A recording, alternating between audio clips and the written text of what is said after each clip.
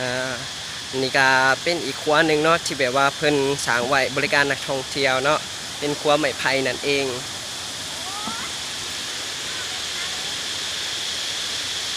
นี่ก็จะเป็นวิวอ้อมๆของศาลหั่งเนาะบ้านแสนวังเมืองสารวัตรแขวงสารวัตรเฮาเองไปเฮายังไปตามครัวไม้ไผ่นำกันเนาะกับครัวไม้ไผ่นี่กับชาวบ้านเพิ่นก็สีมาสร้างไว้ก่อนจะฮอดฤดูท่องเที่ยวก็คือประมาณว่าปีใหม่จังซี่เนาะเพิ่นก็สิมาสร้างไว้เพื่อบริการนักท่องเที่ยวต่างประเทศบ่ว่าจะเป็นคนลาวเนาะแล้วก็เพื่อให้มันกลมกลืนกับธรรมชาติอ้อมข้างจังซี่แต่ว่าในเทศกาลน่ะครัวนี่ก็ให้บริการฟรีเนาะบ่ได้เก็บค่า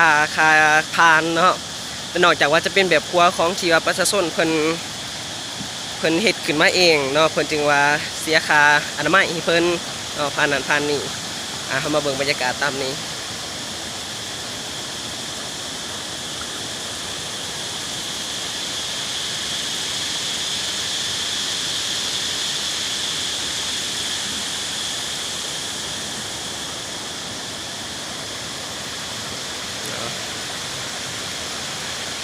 ถือว่าเป็นสิ่งที่น่าสนใจอันหนึ่งเนาะแบบ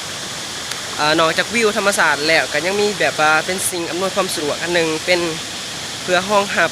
และเทศกาลต่างๆบ่ว่าจะเป็นปีใหม่บ่สีบุญประจำเดือนหรือว่าวันพักเนาะวันพักต่างๆเพิ่นก็จะให้บริการทุกๆมื้อเนาะยิ่งฤดูนี่แห่งเป็นย่ำหอนซ้ำนี่จุดพีค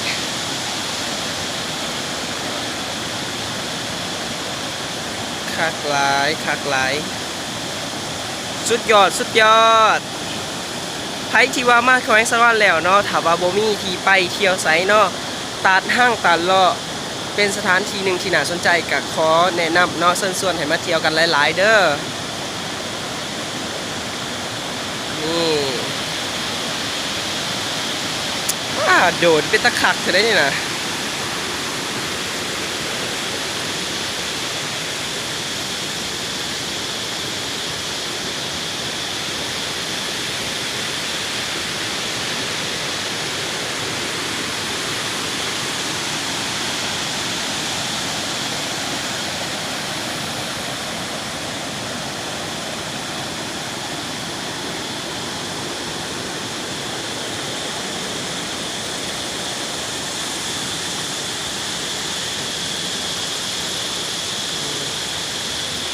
นักท่องเที่ยวเพิ่นก็ย่างมาแล้ว Hello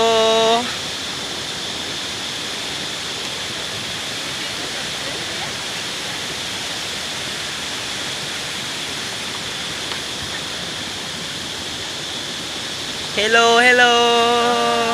You can swim here We can swim. Be careful yeah okay We're going to try. Hello